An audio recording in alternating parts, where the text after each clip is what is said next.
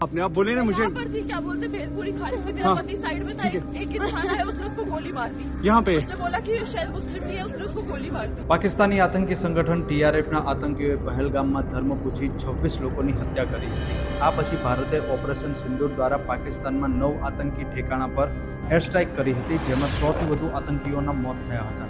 જે બાદ પાકિસ્તાને ભારતની બોર્ડર સહિતના વિસ્તારમાં મિસાઇલ અને ડ્રોનથી એટેક કર્યા હતા, જે ભારતની મજબૂત એર ડિફેન્સ સિસ્ટમ અને એન્ટી ડ્રોન સિસ્ટમથી નિષ્ફળ થયા હતા. ગુજરાતના કચ્છ ભુજમાં પણ પાકિસ્તાની ડ્રોન આવ્યા હતા, જેને ગુજરાતમાં જ બનેલી એન્ટી ડ્રોન સિસ્ટમ દ્વારા નિષ્ફળ કરાયા હતા. આ એન્ટી ડ્રોન સિસ્ટમ અમદાવાદના હિમાંશુ દવેએ બનાવી હતી, જેને રાજ્ય સરકાર દ્વારા કચ્છ ભુજની બોર્ડર પર સજ્જ કરવામાં આવી હતી. ત્યારે આ એન્ટી ડ્રોન સિસ્ટમ શું છે અને કેવી રીતે કામ કરે છે અને ગુજરાત પોલીસ કેટલા સમયથી તેનો ઉપયોગ કરે છે, તેના વિશે અમે ઇન્ફિટ્રોન એડવાન્સ સિસ્ટમના founder and CEO Himanshu Dave સાથે ખાસ વાતચીત કરી હતી.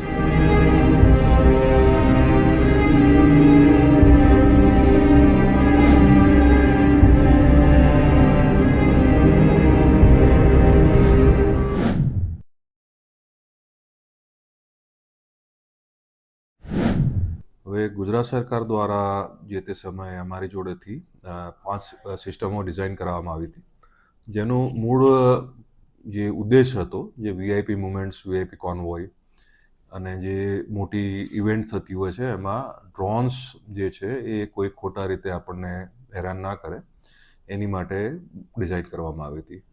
હવે ગુજરાત સરકારને મારા તરફથી અભિનંદન આપીશ કે એ લોકોને લાગ્યું કે ભાઈ આ સિસ્ટમો બોર્ડર ઉપર ડિપ્લોય કરવી જોઈએ. તો ગુજરાત સરકારના બહાદુર જવાનો, જે ગુજરાત પોલીસના જવાનો છે, એ લોકો સિસ્ટમ્સ લઈ અને આપણી જે બોર્ડર્સ છે એના ઉપર એ લોકો ગયેલા, જેને એ લોકોને ત્યાં ડિપ્લોય કરવામાં આવ્યા હતા અને એ લોકોએ પ્રયત્ન કર્યો કે ભાઈ આ બધા જે પાકિસ્તાન તરફથી જે ડ્રોનના હુમલા થઈ રહ્યા હતા એને ડાઉન કરવાનો પૂરેપૂરો પ્રયત્ન કર્યો હતો.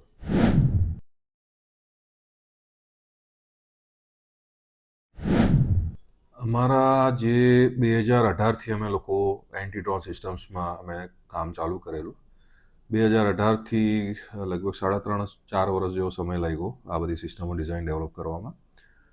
ટ્રાયલ એન્ડ ટેસ્ટિંગ અમે લોકોએ જે કર્યા છે લગભગ દરેક ઇન્ડિયાના ખૂણે ખૂણે કરેલા છે. શરૂઆત મારી જે થઈ હતી એ ઇમ્ફાલ, અમે લોકો સૌથી પહેલાં અમારા ડેમોન્સ્ટ્રેશન ત્યાં થયા હતા ઇન્ડિયન આર્મી સાથે.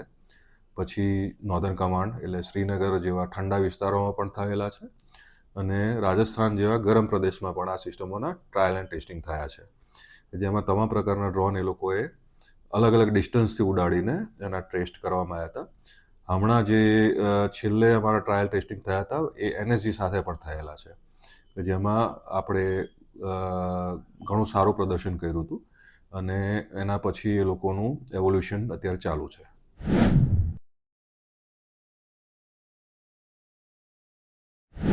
આ સિસ્ટમ જે છે એ બેઝિકલી જ્યારે કોઈ પણ ડ્રોન દૂરથી આવતું હોય છે અને જ્યારે એની વિઝ્યુઅલ રેન્જમાં આપણને દેખાય કે ભાઈ જ્યારે ડ્રોન આવ્યું છે, ત્યારે જ્યારે આ સિસ્ટમને ઓન કરવામાં આવે ત્યારે એના રિમોટ કંટ્રોલ ડિસેબલ થઈ જાય, એના વિડીયો કોમ્યુનિકેશન સિગ્નલ્સ જે છે, વિડીયો જે ટ્રાન્સમિટ થતો હોય એ વિડીયો ટ્રાન્સમિશન બંધ થઈ જાય અને સાથે સાથે એના તમામ પ્રકારના જીપીએસના સિગ્નલો પણ એને ડાઉન કરવામાં આવે છે. જ્યારે આ પ્રકારની સિસ્ટમ ઓન કરો ત્યારે ડ્રોન એનું સેફ લેન્ડ મિકેનિઝમ ઓન કરે છે અને જે જગ્યાએ ડ્રોન છે એ જગ્યાએ ધીરે ધીરે કરીને બેસવા માંડે છે.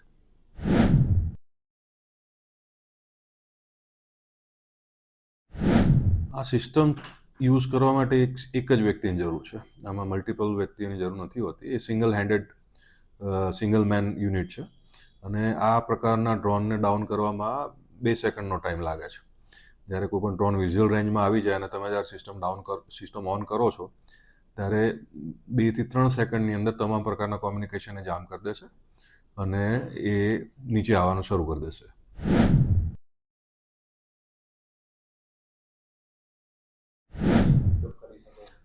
આ પ્રકારની સિસ્ટમ્સ પહેલેથી જ આપણા એનએસજીના કમાન્ડોઝને એ લોકો વાપરી રહ્યા છે. જ્યારે તમે સમજી શકો છો કે એનએસજી જેવી નેશનલ સિક્યુરિટી ગાર્ડ્સ છે, જે લોકો વન ઓફ ધી ટોપેસ્ટ એજન્સી છે, એ આ પ્રકારના પહેલાંથી બહુ ટાઈમથી જ યુઝ કરે છે.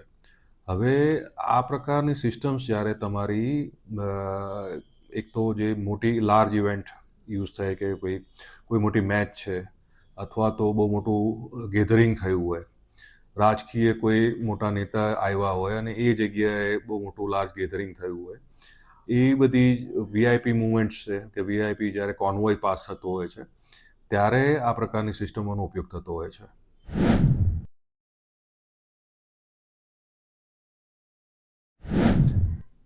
ગુજરાત પોલીસ સિવાય તો અત્યારે આપણે બીજી કોઈ એટલી સ્ટેટ ગવર્મેન્ટ્સ છે એ લોકોએ હજુ સુધી તો કોઈ અમને એપ્રોચ નથી કર્યો, પણ જરૂર લાગશે તો 100% અમે આ પ્રકારની સિસ્ટમ અન્ય પોલીસને પણ આપી શકીએ છીએ.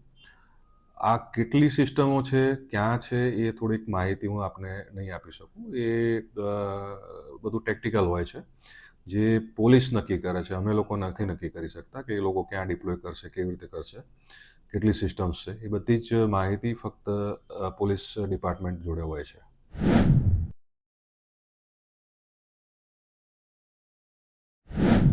આની રેન્જ 3.5 થી 5 કિલોમીટરની વચ્ચેની હોય છે.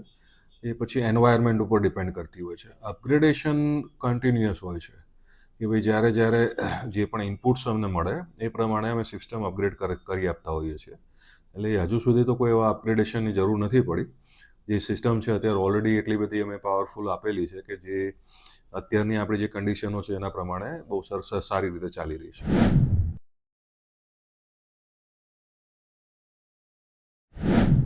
સિસ્ટમનું એક મેઇન યુનિટ હોય છે અને એના બીજા અન્ય એન્ટેનાઝ હોય છે, બરાબર, અને ત્રીજું એનું એડોપ્ટર એટલે કે એનું ચાર્જર હોય છે. આ 3 મુખ્ય એના ભાગ છે અને કોસ્ટ વાઇઝ હું આપને બહુ જાણ નહીં કરી શકું. એ અગેન ઇટ્સ સિક્રેટ ઇન્ફોર્મેશન છે.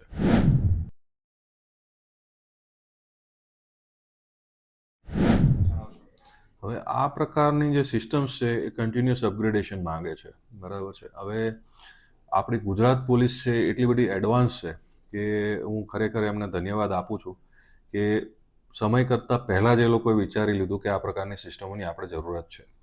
એટલે જે ગુજરાત પોલીસના આપણા ડીજી સાહેબ છે કે જે પણ અધિકારીશ્રીઓ છે એ લોકોએ બહુ એડવાન્સમાં આ પ્રમાણેની તૈયારીઓ કરેલી અને સાથે સાથે આપણા ગૃહમંત્રી સાહેબ છે એમના પણ નિર્દેશ રહ્યા કે આ પ્રમાણેની સિસ્ટમ આપણી જોડે હોવી જરૂરી છે.